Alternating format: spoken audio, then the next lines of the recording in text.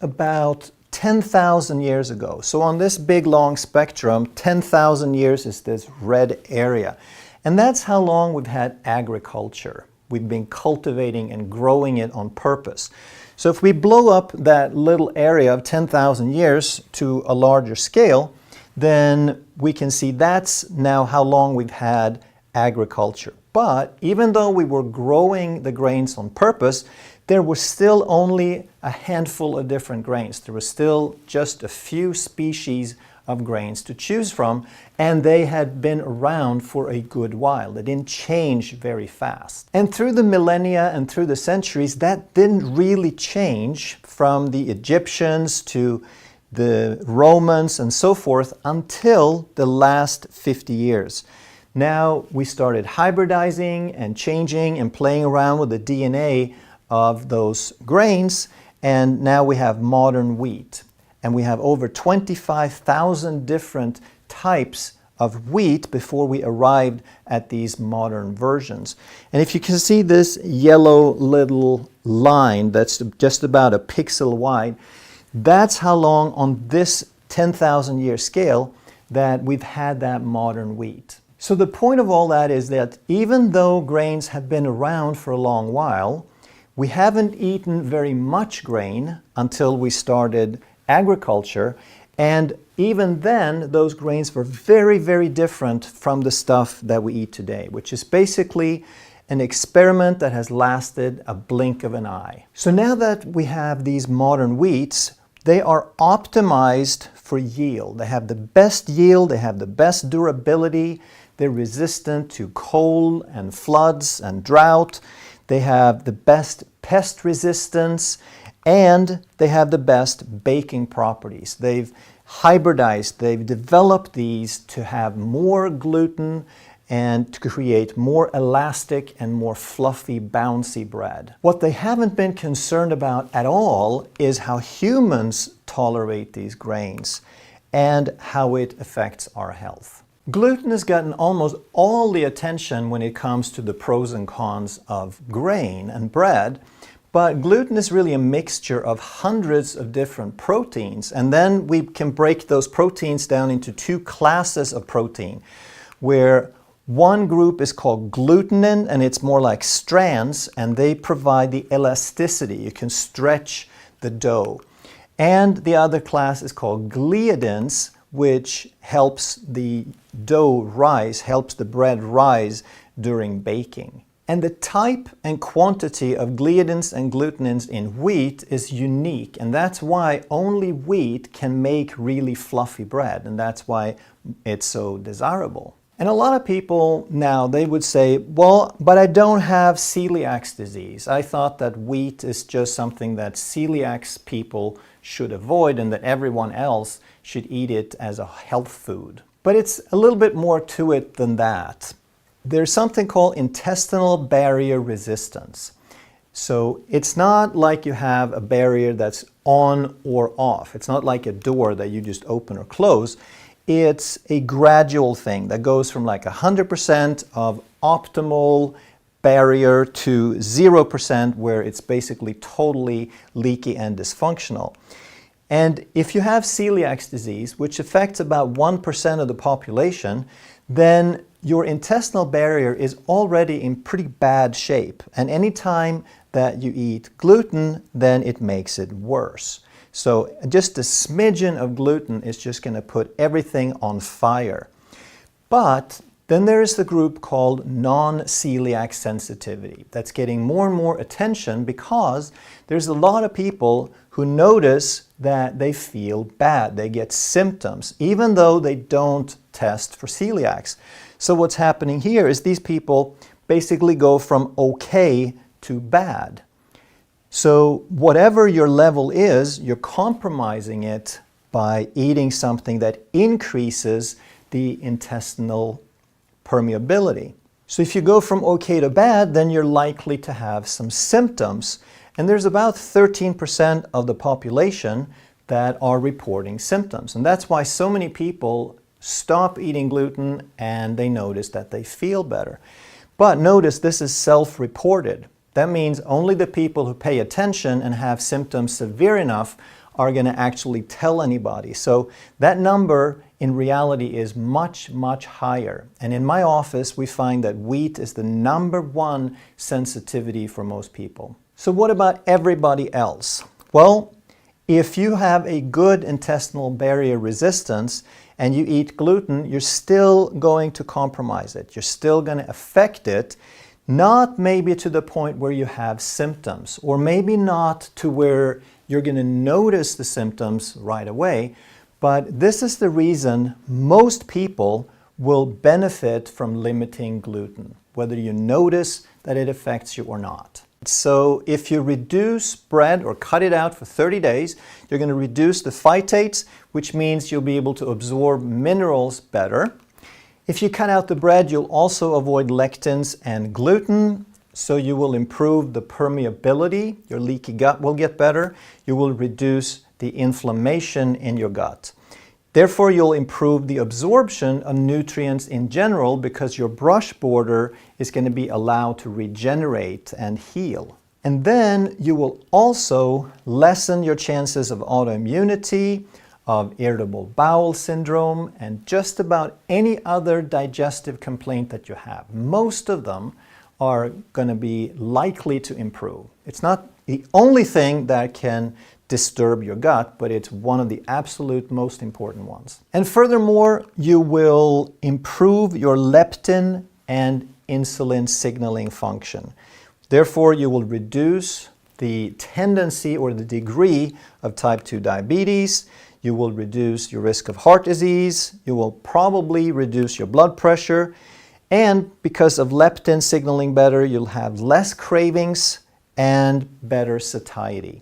And of course, because of those two, it will also probably result in weight loss. And the way you want to think about it is either you spend the money up front on quality food, or you pay later for the consequences. So in the United States right now, we spend 8% of all of our spendable income on food, but we spend more than 20% of all our income on sick care.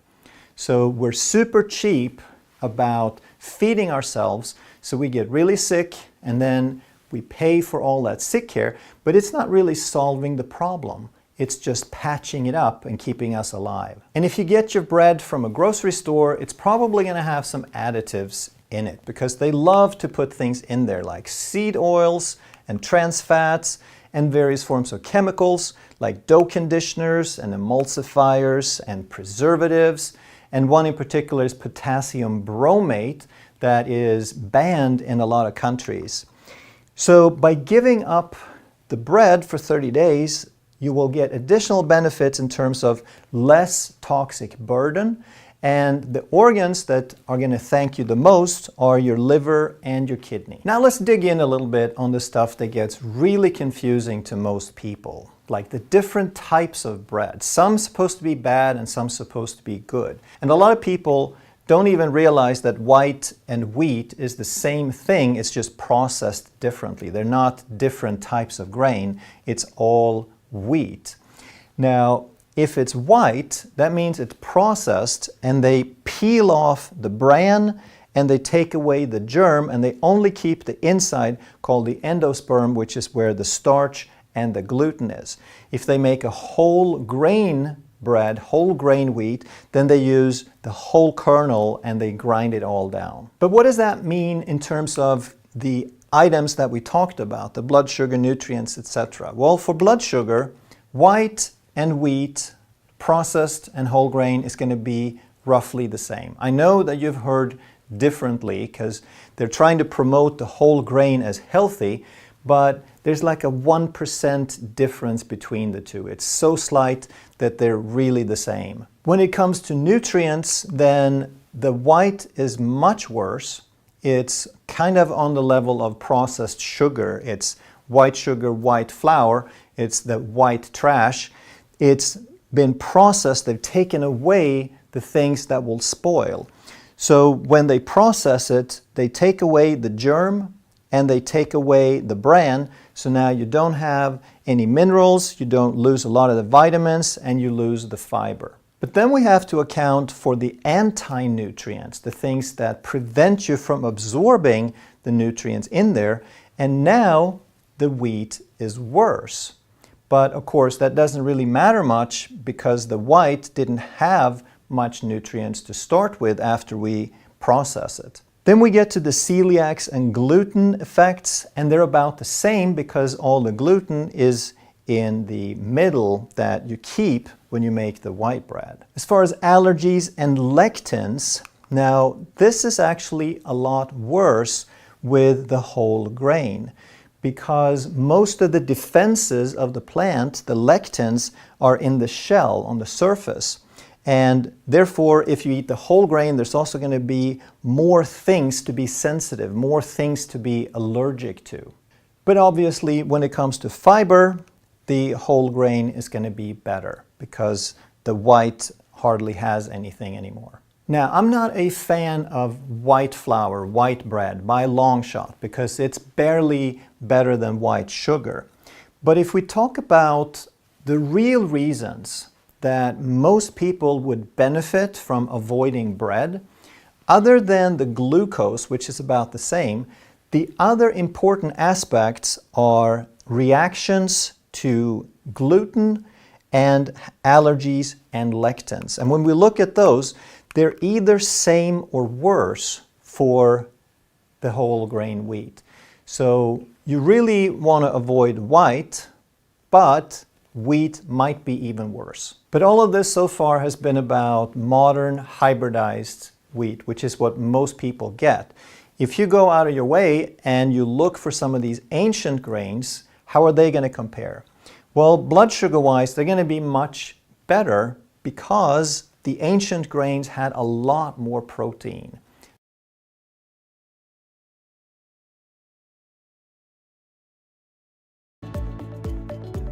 What are 3 of the top reasons people might want to consider eating less bread or maybe even no bread for a period of 30 days? Well, that's an easy question for me because I've been getting people off bread for the last 30 years and I've seen miracles happen over and over again. And the top 3 reasons are: one, there is a special type of starch in dwarf wheat. And we're going to get into what the kind of wheat we're eating now is and why it's bad, called amylopectin A, which is a super starch that raises your blood sugar more than table sugar. So you'd be better off having a bunch of spoonfuls of sugar than you would having a slice of bread. The second reason is that modern dwarf wheat has been hybridized in a way, not GMO, but hybridized bread in a way that has certain qualities that are helpful, like drought resistance, increased yields, and so forth.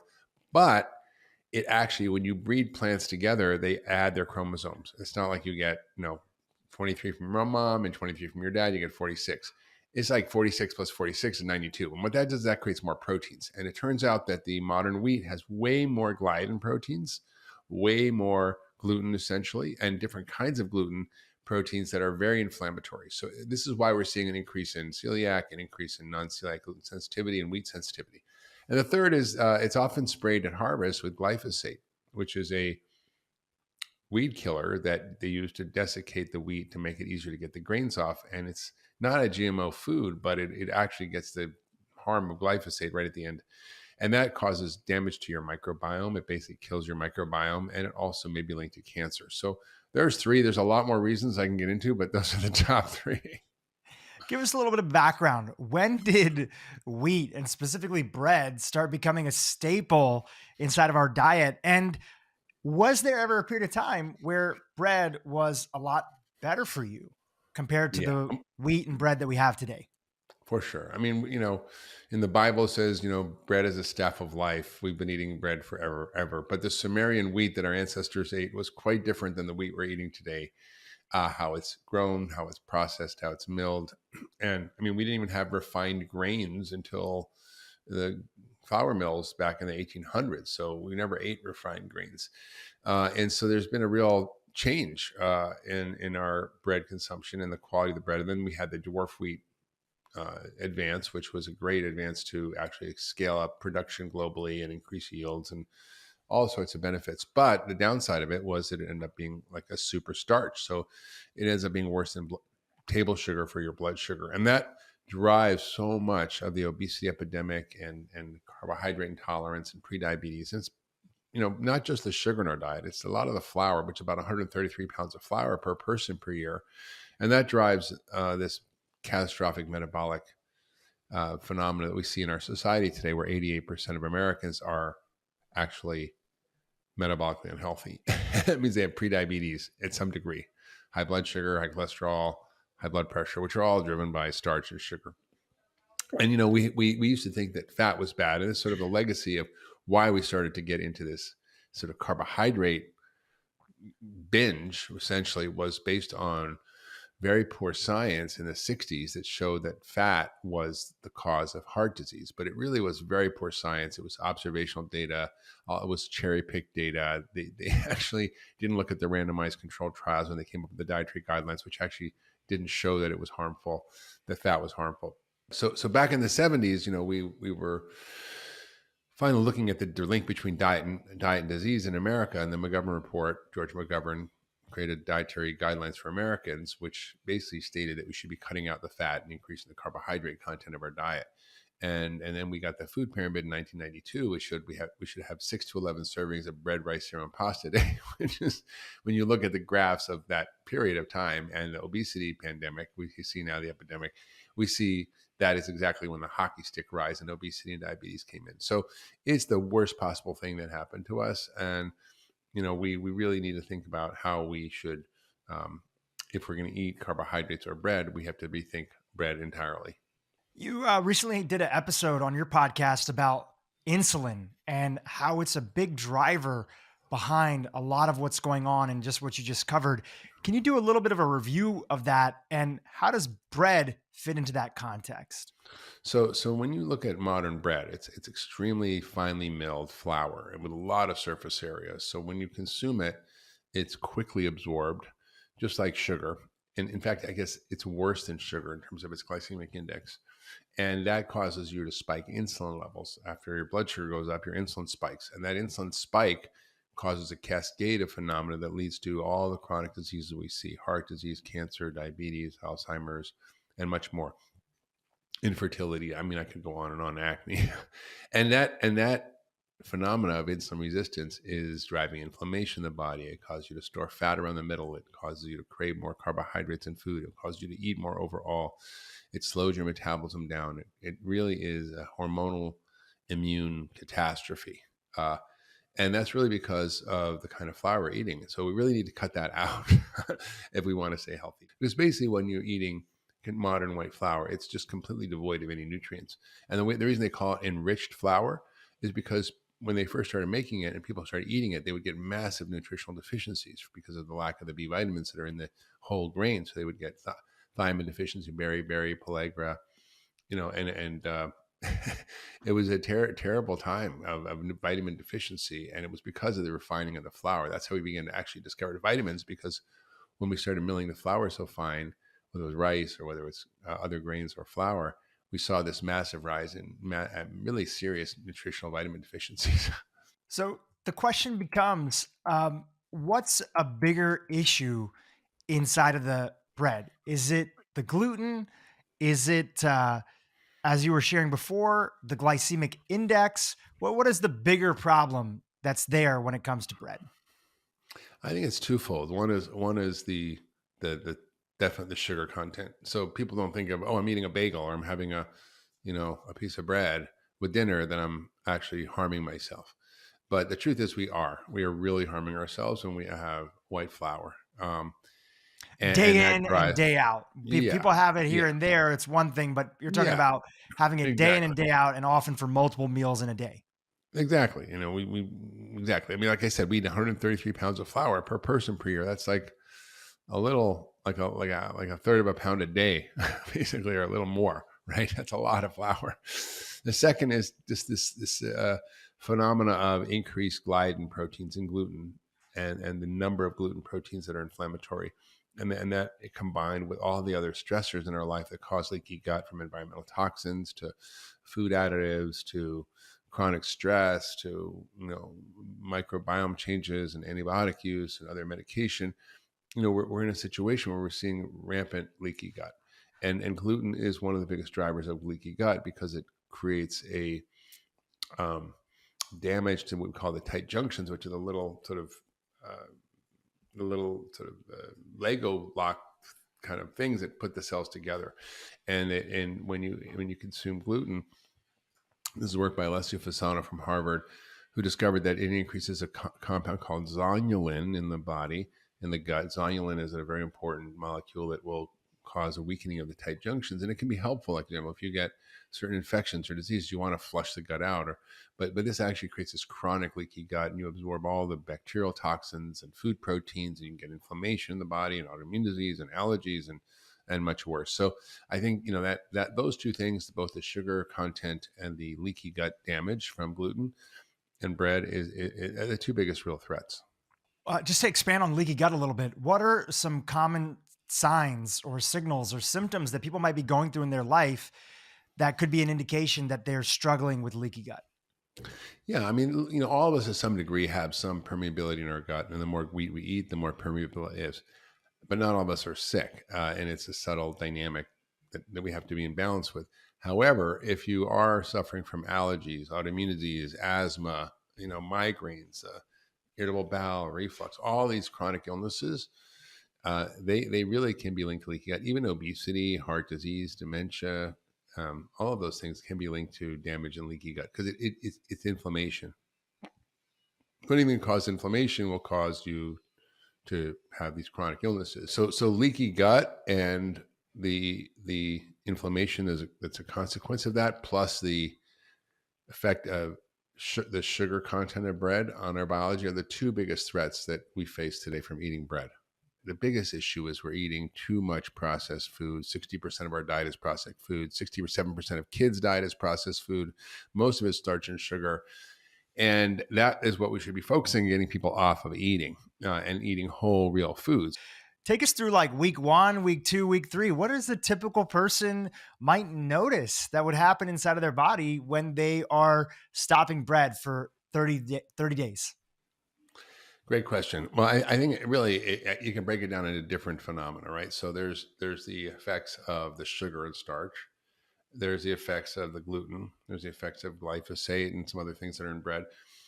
But the reality is that it's different. If you're celiac, you'll notice one thing. If you're a non-celiac, gluten sensitivity, you'll notice something.